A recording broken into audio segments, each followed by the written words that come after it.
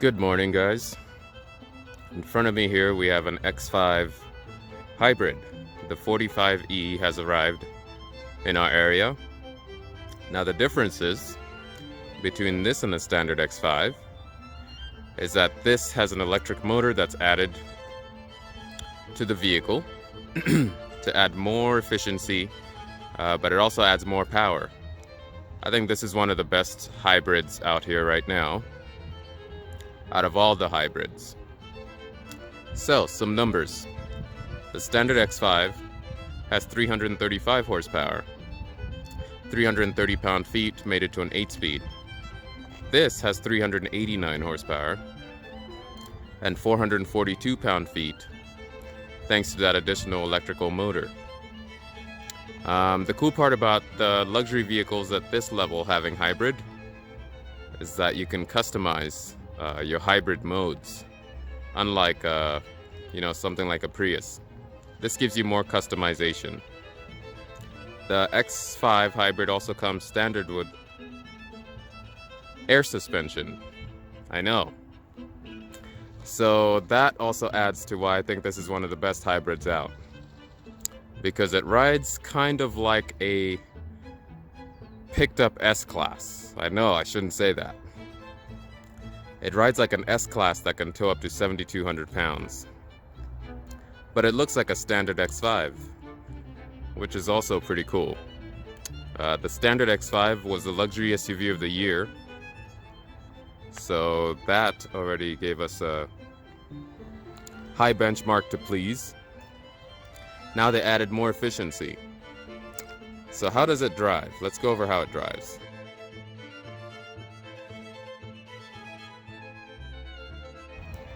I was mighty impressed by how it drove, based on it had more power, and it still was sporty, and the immediacy of the power. So the inline 6 that's in this vehicle is also in the M40i X3 and the M340 sedan, and they make 384 horsepower there. In this vehicle in standard form, that inline 6 makes 335. Those other vehicles are tuned by the M Performance division, that engine, which gives it a more savage character. Made it to an 8-speed that's also tuned by the M division, M brakes, steering wheel, rear differential as well. But this one's different in a way that it has that immediacy, but it also has that comfort, that quietness, that long wheelbase feel.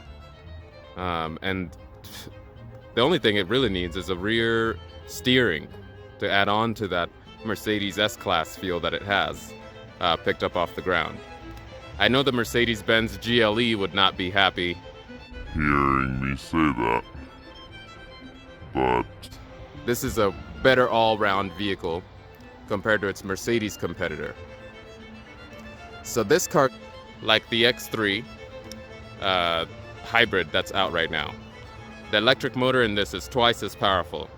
Instead of 12 kilowatts, it's at 24 kilowatts. Plus that inline 6, it makes it so smooth. The car can literally jump forward with just an electric mode alone, and that's impressive since it weighs 5,000 pounds, over 5,000. The brakes regenerate power and put them back in the battery. There's also a new button in the car that can hold the battery until you need it. You also have a hybrid button. You have a sport button that uses both gas and electric power. And you also have just the electric power button. But the amazing part is that this is now an icing on a cake. This is what the X5 needed, because most people did not want to go up to an 8-cylinder in order to get more than 335 horsepower. The 50i has 456 and the M50i has 523, but those are 8 cylinders. And this has an electric motor added to its inline 6, giving it more efficiency, but it has that different immediacy character because it has that electric motor. The air suspension gives it a gliding feel, especially when you're on electric mode alone. until you figure out that you're in a 5,000-pound vehicle that's moving down the road and can do a maximum of 84 miles an hour top speed for about 30 miles. I think that's pretty incredible. So let's look inside and see what changed inside. If you guys have seen inside a standard X5, you would not be surprised by how this one looks. Everything is where it should be to the current BMWs. There you have that nice clear camera that moves with the steering wheel. The car is on right now, but because it's a hybrid vehicle, it just shows ready there on the right. The gauges are blue. It gives you a boost needle, and it gives you a charge here on the lower right. So if you're braking or your car's coasting, it's charging. You still get a map in the center. You get a speed limit here on the left. The blue line where it ends shows you where the car will kick in the gas motor, where the efficiency really stops because you're pushing a lot of air.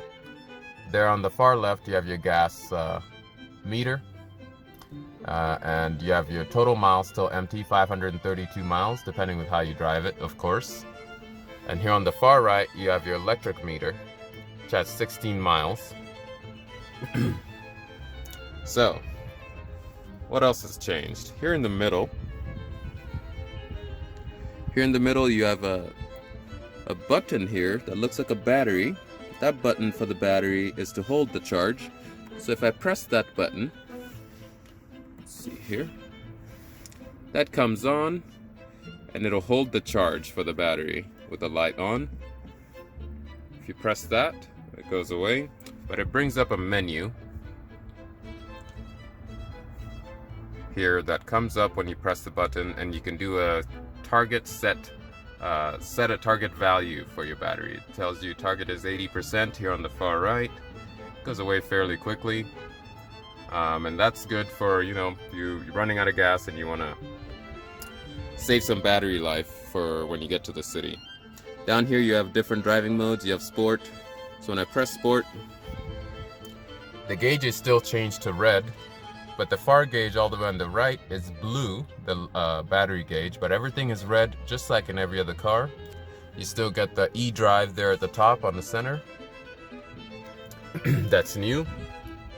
Over here in the center, everything went to normal. So that's interesting. The colors went to normal.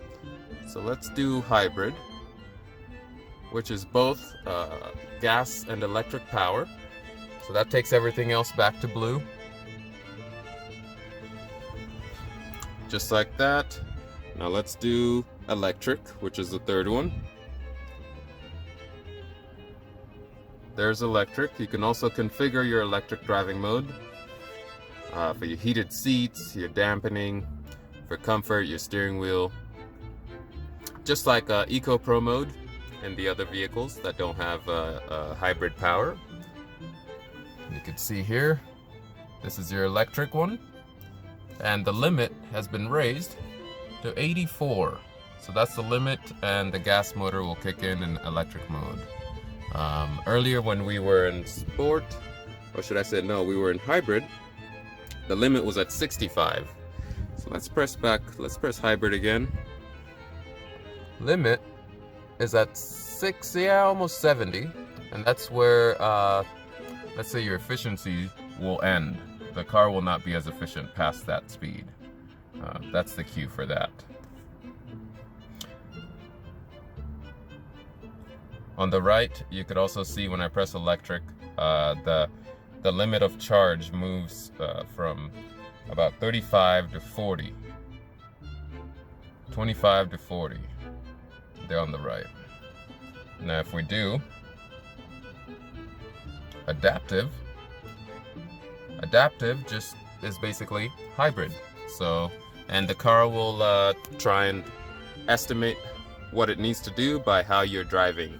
Basically, if you're driving sporty, it'll put everything in sport mode, which is the top one. If you're driving normal, things will be in hybrid mode, such as now. And if you're driving nice and leisurely in town, it might put itself in electric mode if you have plenty of battery. What else? What else is different about the car? This car comes standard with air suspension, as you can see there. So, quick review of what we've learned. The gauges change up slightly compared to the mode that you're on. If you're in sport mode, they change to red. You still have your maps. You have a bit more information such as battery life and your total gas. You have more modes down here that are related to this hybrid vehicle, not any other X5, this hybrid X5. You have your hybrid button, sport, electric, adaptive mode. You have your battery holding button here. Things are in blue hue in the center display.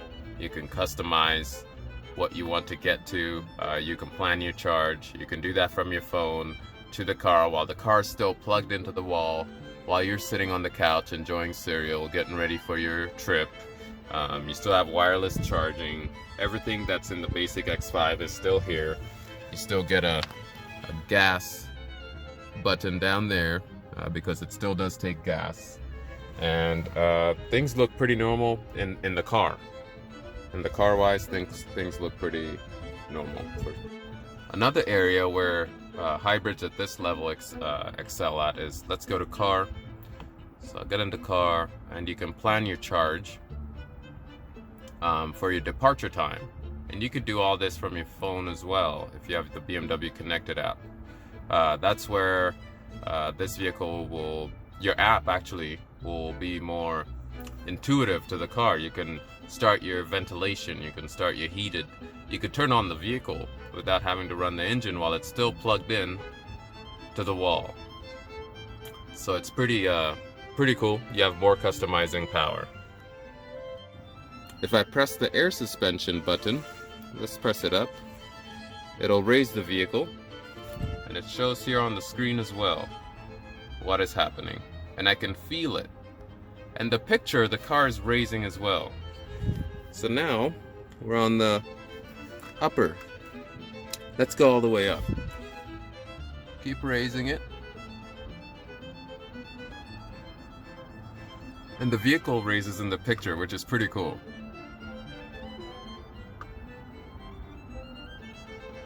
Now we'll lower it.